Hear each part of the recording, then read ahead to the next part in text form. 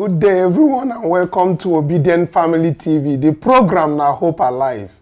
Yes, so if you just join us, wherever on a day, on a good morning, afternoon, and evening, today we don't bring the thing where we talk yesterday. Plenty people they talk yesterday say they don't already close up the Bola Tinubu's file, say they no go show me again. But I talk yesterday for here, say Tinubu's files, as FBI has said, that they are going to release it. Maybe they go close up Bola Tinubu's name. But that same yesterday, I talk say this thing they come out. And true, it come out. People, they talk say US district judge, say don't give orders, say they no go release them. But then they release them. Now make them for come out, close up those places where they close, now be the thing. So now one of the things where we want bring, and the plenty pages, where they don't start now, they're up to 700 and something pages. If you go through waiting we want drop for the comment section and for the description, we'll put that very link there so that you go see plenty pages where they're there. And we don't come now make we for summarize them as in to decode all those things where we say then talk for there. And again, we won't bring the issue of INEC. Make we talk this evening. Waiting we want talk about INEC. Now the first time when they don't release the information, where freedom of information requests, that one they come out from Chidoka, where request made them give that Imo, Bayelsa, and Kogi 11th of November governorship election statistics. Everything what we say happened there, the registration, the number of voters and everything, they don't carry and come. Go talk that one for here. And then go talk about the Nasarawa State people where talk say, make Supreme Court give them back their mandate. We'll talk about those things. And not only me go talk all these things, plus more things where we go talk. I get Esther for studio and Princess Sidon Gidigba for studio. Make we for talk this thing. Hello, my people. Greetings to my well-meaning, obedient, and wonderful Nigerians. My people, we don't really enter one chance for this country. Tinubu don't carry empty blank document go present to the National Assembly as 2024 budget. On top that, National Assembly don't form new national anthem for us, stay on their mandate. Anyway, we have lots and lots of more to discuss on this. Welcome and join us. Greetings to all well-meaning Nigerians and fellow obedience worldwide. Welcome back to Hope Alive. The power belongs to the people and not to the INEC or judiciary. The sooner they realize that, the better for all of us. Because we just realized that gunmen attacked residents of electoral commissioner in Kogi State. This is just the beginning. They better do the right thing before everyone goes haywire, since they want to know craze in this country. Anyways, join us as we discuss. Yes, so as you are joining us to discuss plenty things this hour, I beg make you for like and share this very video, make other obedience worldwide, make them get notifications say Obedient Family TV don't come today's program. And the things where we say other people no talk, we will carry and come. The ones where they don't talk, we will explanate, put for inside, make our people for understand. Make we first start with this very issue of Bola Tinubu's files where ABI released. As we talked yesterday, plenty people give breaking news. They talk all manner of things. They talk say these files say court for US don't close the matter. But we know they bring them sake of say a matter too much. As we talked yesterday now for closure, make we get this information, make everybody there away say since 1990 and up till 1993, I be a pass like that, all the criminal activity where FBI gate for Chief Bola Tinubu will be the president, where they stand for a mandate. All those things, now closure, it go be for us. No be say any other thing go react or something like that. So make we just give small things where we say we don't get for inside this thing will come out now. Make I start with Princess. You know say Princess, we don't talk about these things many times, and no be say it matter too much again. But for the sake of closure, make Nigerians know. Say this thing no be lie. Now truth from David Hundeyi's exposure, you understand me? Yeah. All those things where people they talk since 1999 about Bola Tinubu. say na true. Na closure be all those things. And before, as we want enter studio, your man they do muimu, they talk say these things when they talk about Lee Andrews and the other people, everything when they talk for inside there, where they come out those things, na Tinubu's name, and they come out from the agent Moss. I be waiting. It's you realize that this file that they released yesterday, we have been waiting so much for this file. We have been waiting because they promised we're going to send it 500 every month. So we already knew that this was going to happen. Now, after going through these files, we realized that they were omitting Bola Tinubu's name. Now, they did that in the last one, but they did not do it completely because it came up in one of their documents. Now, what Kevin Moss, I want to draw us back a little to what Kevin Moss already stated in his affidavit. It's more like an encompass of what happened, the total of what happened. This is not giving us details. This document is supposed to give us details of what happened. Now, this man has already told us before now that Akande, all these people now, when they were in US and all, the drugs, all of them, that Bola Tinubu was more like the accountant, the person that was handling the money, the finances. I know in any organization, it's always the finance side that is the because if without the money, others are just useless. Not just to take you back to help you a little.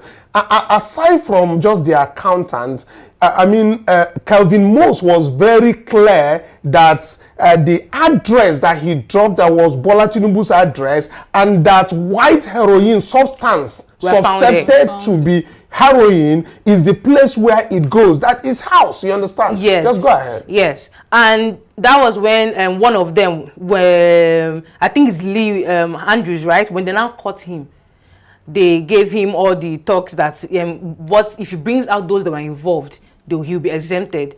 And in the FBI, he listed out names. He listed out Akande. He listed out names, literally. And Tinubu was part of the names, the address that he gave to them that caused FBI to go back to his house and find all those things and going on there. And get the account numbers where the whole money were flying into.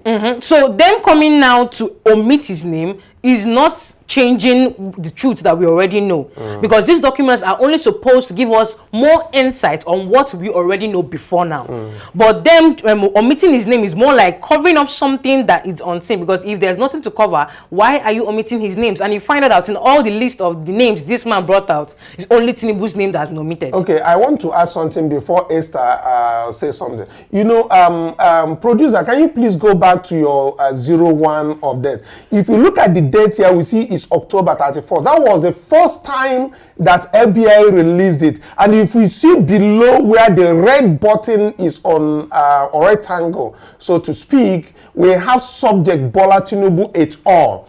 But now look at the one that came out virtually today for everyone to see. You see November 30th. Which is, of course, last night when it did come out.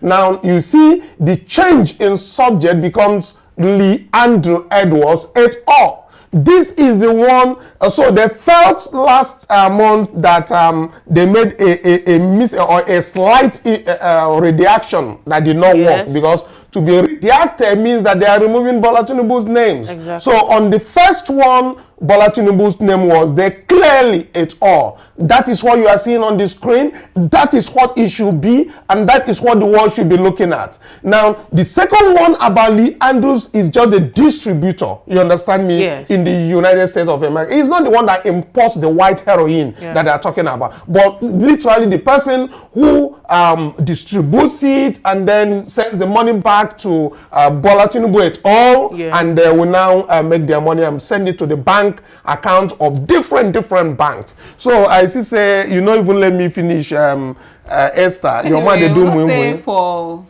that name to don't change, no say handshake don't enter somewhere. But the fact remains that the Bola Tinubu a drug pusher? Yes, he did drugs, he did white heroin, according to a document released by Kevin Moore from 1990, 1991, 1992, and thereabout, with all his cohorts, the Amerowe and all of them. Akande and all. So now bringing out the documents belonging to Andrew, also know that it is part of the drug document belonging to Bola Ahmed Tinubu. who all know that. Okay, let's get this very one across. We have some of our people on X who are actually talking about this very thing. We have David Undain, who of course has worked studiously with Greenspan to make sure that these very things come out. So he tweeted something and gave a direction of place site where everybody could get that very document on. But we have made it for easier for you to actually get it from this very particular program right now. So David Undain said, not that it matters. Now that we are apparently standing on his mandate, I'm not standing on his mandate, by the way, but the second batch of the redacted Tinubu FBI files was released yesterday. It was talking about this very file that we're talking about. This batch shows that the size of FBI drug investigation into his drug operation in the early 1990s, which boils down to what Princess explained about the timing and the Kelvin Moss affidavit. So specifically, it has to deal with this time. We have other people who have also, we have UC Maxwell here, who said the second batch of Tinubu's FBI file records were released yesterday. The drug activities for which Tinubu was being investigated were on multi-jurisdictional. He said the drug activities were not limited to Chicago, but spanned several states and nations. The Indianapolis was advised to host a conference with other states, including but not limited to Atlanta, Minneapolis, and New York, and discuss how to investigate and conclude the drug trafficking issues. These were to give the FBI headquarters update on their progress. This was in 1992. That is the person who is selected president today, and the entire National Assembly is standing on his mandate. I will have an addition that not just standing on his mandate, but giving his mandate as a national anthem. We have other people on X who are, very explicit about this.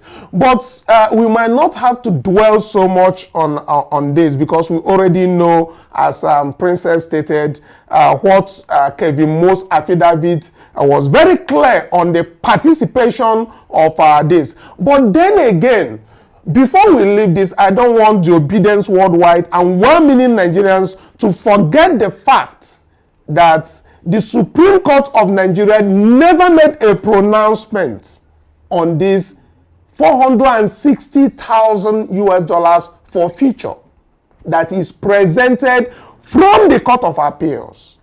Supreme Court did not make a determination. Neither did Supreme Court avail Peter Obi and the Labour Party up till today the certified true copy of that judgment. And we are in this country where everything goes, nobody speaks. Even when you talk, the people that are supposed to take action will not take action. Let somebody take action on this. Supreme Court are not the supreme lord of all. They are just the people who mediate matters in Nigeria.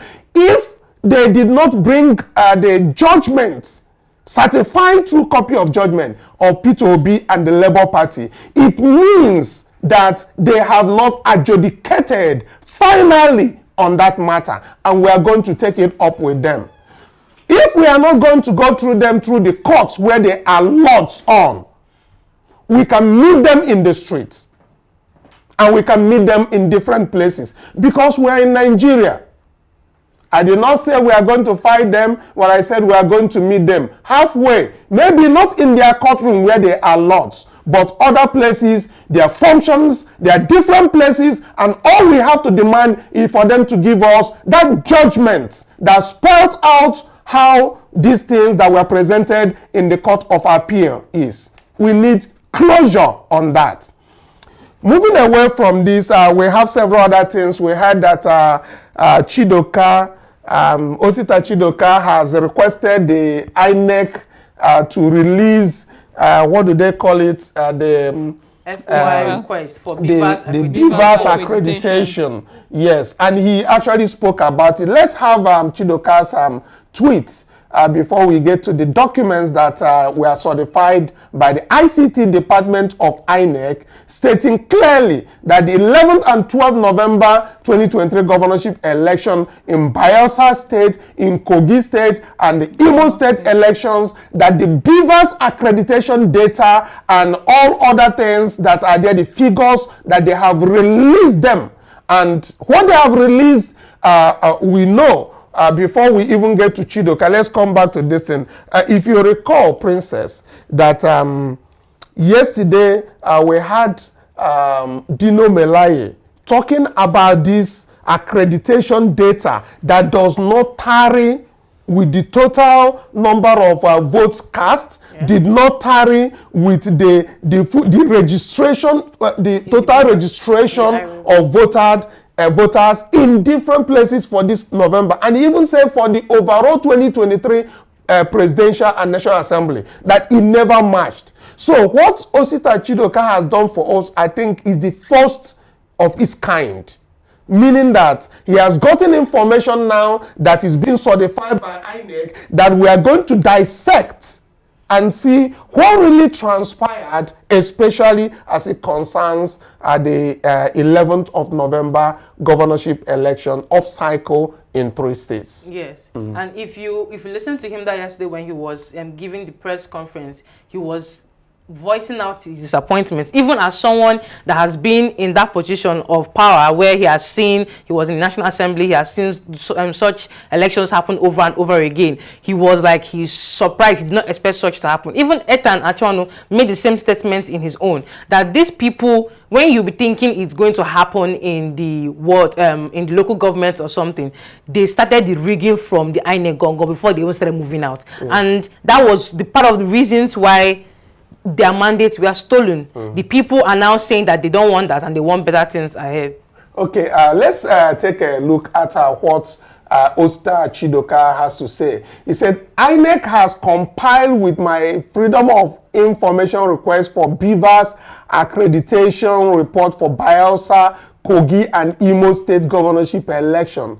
He said, today marks a significant milestone in our pursuit of transparent and accountable governance. With gratitude and sense of national pride, I announce that the Independent Electoral Commission, INEC, has complied with my Freedom of Information request, providing the Beavers accreditation report of voter for the recent governorship election in Kogi, Bayelsa, and Imo States.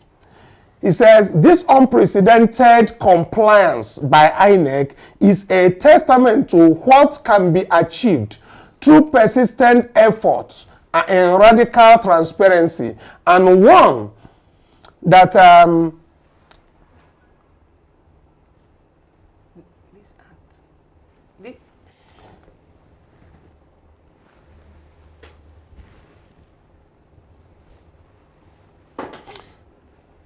he said, this initiative is driven by the belief that the solution to the democratic reversals across Africa lies in radical transparency, one that underscores the sanctity and integrity of elections. He said, our journey towards a more democratic and transparent governance system is ongoing. And insight from this report with all citizens as we continue to work towards strengthening the foundations of our democracy. He said, today, let us embark on this path of enlightenment and change for a future where the electoral process is not just a procedure, but a true reflection of the will of the people. I am hopeful about the future of our country because I, like many others, will work for the change. Osita Chidoka. Now, this is what we have of Osita Chidoka. Apparently, the part I like so much, coming back to Esther, is the part where he said this is calling for a change, you understand, transparency.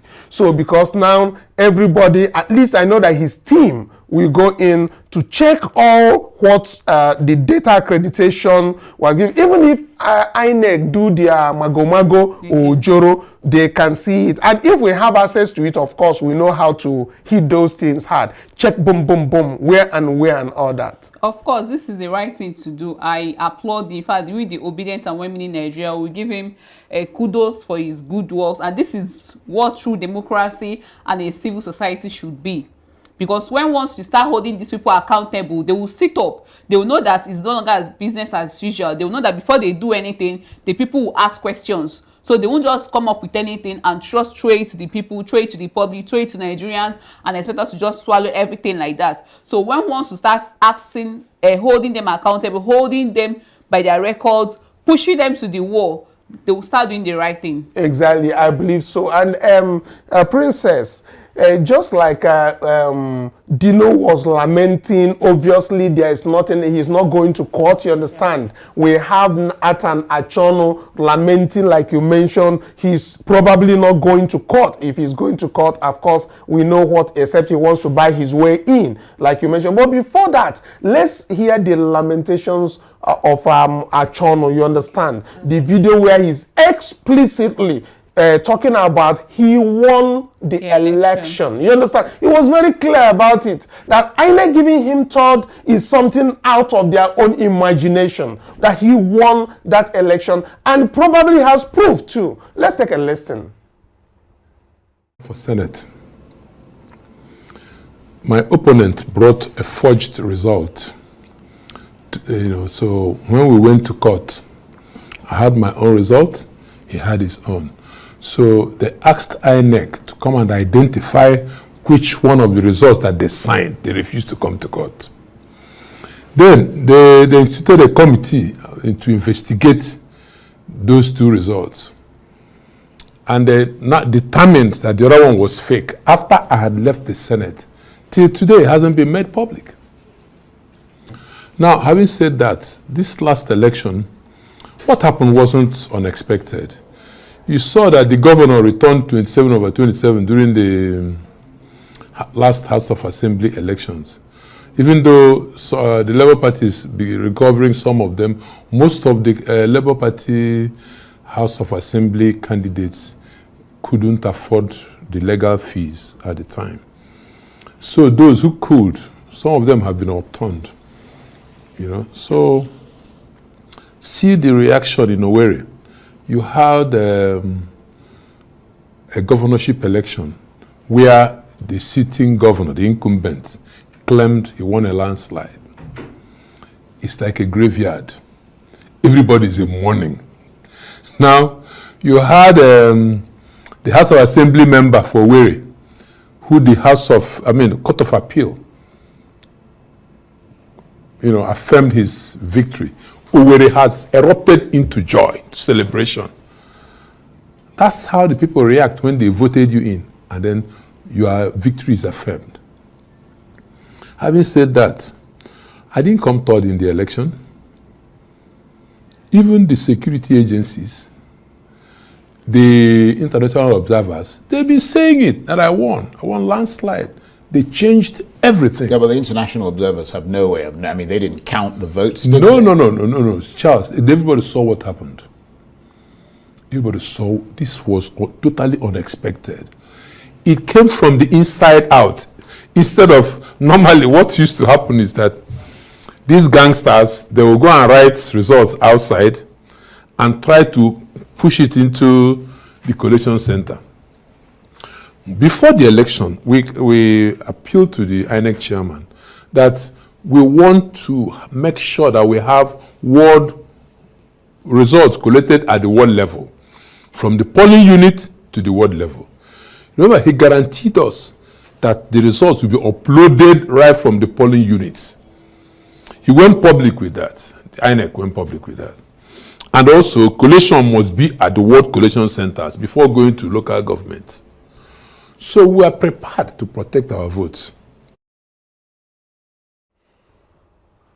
Okay, so it is very, very important for us to know that it will be interesting to actually see how INEC accreditation numbers stack up against the numbers they announced in the off-cycle elections in Imo State. We are waiting to see those numbers, how they are going to match them against what they have delivered to Ostachidoka in Imo State, in Bayelsa State, in Kogi State, and others. Let's watch and see how that is going to be, because as you know now. Yes, even he said it that what they witnessed this time was an inward manipulation, no longer from the outside. They were expecting it to come from the outside, but this time around it came right from the inside. The INEC brought already filled result sheet into the polling unit. You understand? So now it's no longer business as usual for them. This INEC, we know say they began changers, they'll just change everything at the end of the day.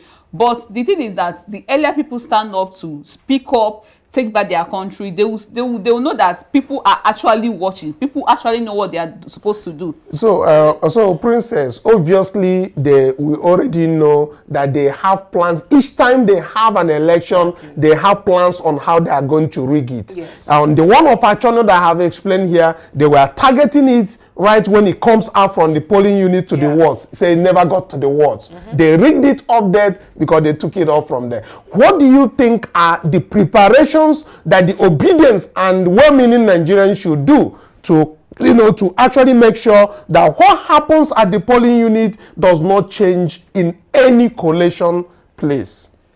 Well, I feel like it's still left for the people, because I've always said this, that we are the only ones that can change this country. No one is going to help us. Not the people in power, nobody. It's us that's going to do it. And if we actually have in one mind that this is what we want to do, we work together, we reason together and work towards that same goal together. Now, if such a thing happens maybe at a polling unit, I feel like everybody should be like maybe sending a representative from the polling unit to go with them. Not even just their representative, but also the people who are going there to vote. You understand me? Yeah. Because sometimes those people you call agents might be bought or something like that. Yeah. But anyway, let's be moving forward on this.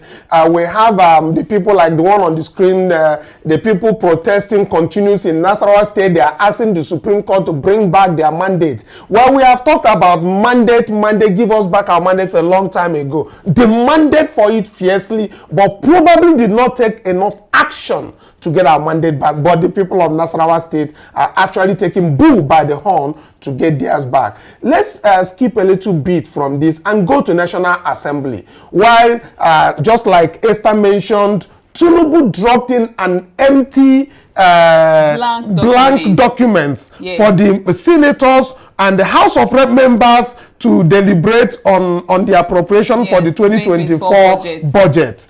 And they have started screaming, this is the renewed hopelessness. That box, they said, is empty. It's not just coming from us. But now they understand that Chief Bola Tinubu can, even at this very level, deceive the people at the National Assembly. You might not take my word for it, but search, you will find it is there all over the place. Members who are in the National Assembly who are saying they did not find the document. They have actually asked for the document to get to them so that they can start working on the budget.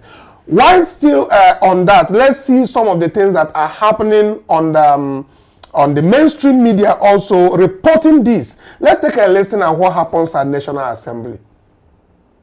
For a portion of the national budget begins in earnest a day after President Bola Tinubu submitted the proposed 2024 budget, as lawmakers in the Senate begin the debate on the general principles of the appropriation bill.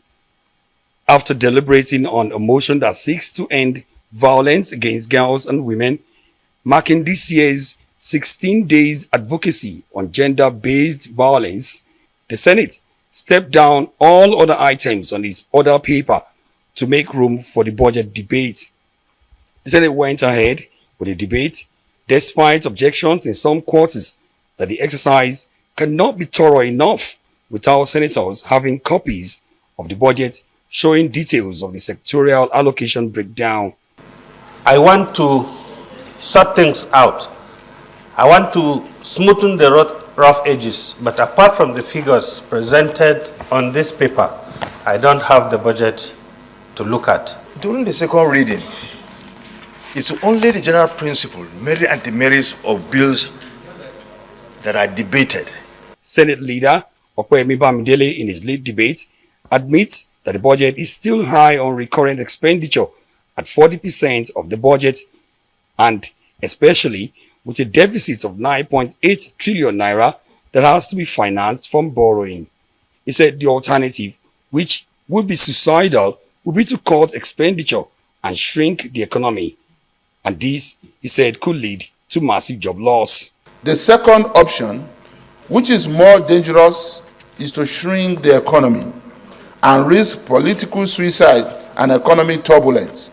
13 senators were billed to speak on the budget on the first day of the special session, with many of them lobbying strongly for allocations to critical infrastructure in their senatorial districts. While Senator Gaba Musa from Kebbi South wants the federal government to convert the funds for palliative in his state for the completion of a road in his constituency, his counterpart from Akwa Ibom State, Ekong Samson, draws attention to the East-West Road. I have the mandate of my people. The palliative the government is giving, we have the authority of my people that this palliative be transferred to capital expenditure so that the Yauri, Benin Yauri Zuru Road can be constructed with it. For the people of Akwa Ibom South, about 12 LGS, so much is expected from this budget. This was our Senator Natasha Akpoti Uduaha. Kogi Central wants resources channeled to improve infrastructure in education and healthcare for our people. It would interest this House to note that in terms of need and whenever there are security calls, policemen and DSS officials get to the situation spots on Okadas. Speaking for Kogi Central, distinguished Senator Karimi, you may as well speak for Kogi West. There were, however, a few concerns about the exchange rate of 750 naira to $1 and the timeline for the lawmakers to complete work on the budget. Feel me that this is our National Assembly, the hallowed chambers of the Federal Republic of Nigeria. What's fail me that these are the best we have to be able to represent the people. People that obviously don't even care about the people. What's failed me at the level of sycophancy that goes on. Very big sycophants everywhere. What's failed me? And if I'm to put it in words, I have no words. But let me summarize. At this rate, with this level of sycophancy, I think these National Assembly members will probably do a Nazi salute or a canal at this rate, because they must be seen as supporting the president. And Dr. Bati, I thought you said they were going to, these ones can never challenge the president. They are copy and paste. These ones have no, this National Assembly has no spine to challenge the executive. It's all for their own personal interest. I mean, it's unheard of. How do you consider a budget, an appropriation bill, without the fiscal components, without the items on it? And two lawmakers raised this, they shut them down. So does this look like a National Assembly that has a spine? Nigerians, I'm sure you see the people you voted to represent you for the next 4 years in the National Assembly. All they are concerned about is their own constituency project. But we all know what they do with the constituency project. They loot it. Didn't ICPC reveal that to us a couple of years ago? All the motorcycles and the likes they bought to be able to do their constituency project, were these things not revealed? Please, we just want to sound for the love of mercy. I know the National Assembly has disgraced us enough. But please remember, a budget proposal is not child's play.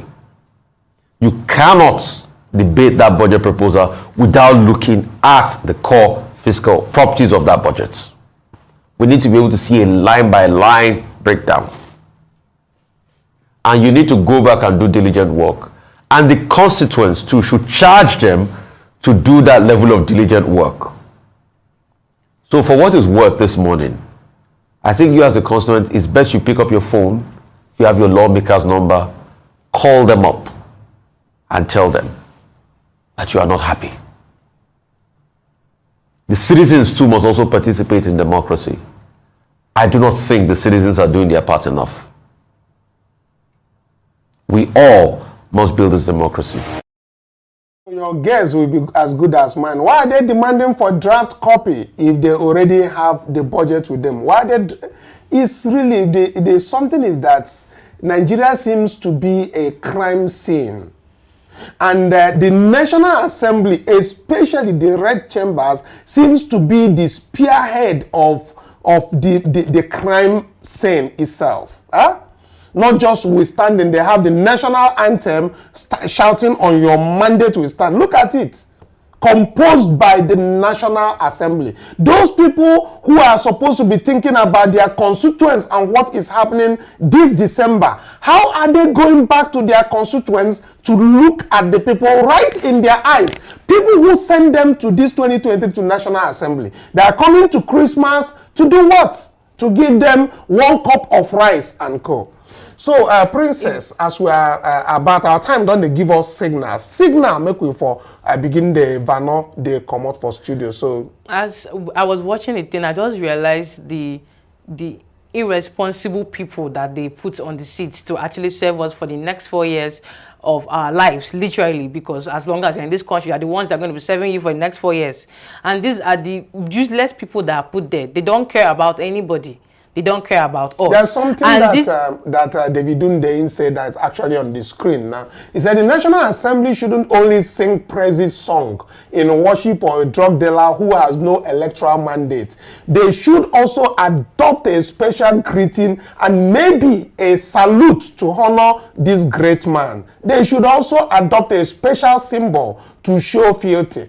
I mean, it's really, really pathetic on what the people they call distinguished members. There's nothing distinguished about them. There's nothing honorable about these individuals. There's nothing, because the main reason why they are put in that seat, they are not achieving it. It's like when they enter there, they just, it's like a veil closing their eyes to the outside, to the citizens, and then they do whatever they want to do. How can you, and then they'll come out and bring out what they call that, small change they will give to the people and tell you to hold. What can that do? What exactly would that be able to do for this country and for the people that you're supposed to serve? It is appalling, and it is appalling to even watch and listen to. And we have seen in this screen, we say we have been conditioned to think that only politicians can solve our problem. But at some point, maybe we will wake up and recognize that it has a constituency budget that they are after. Palliatives, talking about palliative that is like nothing. Exactly, not even bothered about the people they are representing, the interests of people they are just after. When they get the budget, they will loot the money. Simply, if people are suffering, if you are eating, that's none of your business, which is not meant to be. So the earlier we start holding these politicians accountable and questioning their characters, the better for us. Yes. So finally, my people, and I don't hear. It's for us to hold them accountable. But first, if you are just joining us, the things we've talked about has to do with the Chief Bola Tinubu's FBI files.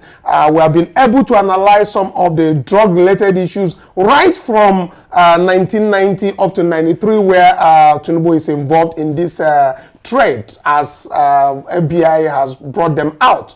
And again, we talked about several things and protests that are rising in Kanu, in Nasarawa State, and Kogi State. We even heard that in Kogi State, one of the electoral officers' house was actually attacked earlier this morning, and he escaped by a whisker. Well, those people who are actually doing these things are probably doing them in the dark. They should come out and probably do something in the open that is legal. Like doing a protest, get that very man that is a reg that announced something that you know is rigged and make him soft. I didn't say you should beat him. I said just make him soft. Let them start telling the truth by making them soft. Thank you very much, viewers. Obedience Worldwide. Until tomorrow again, we'll come your way to present most of the things that will come as an official opposition. We thank you. Please like and share so that other obedience will be updated on what is going on. Until tomorrow, bye for now.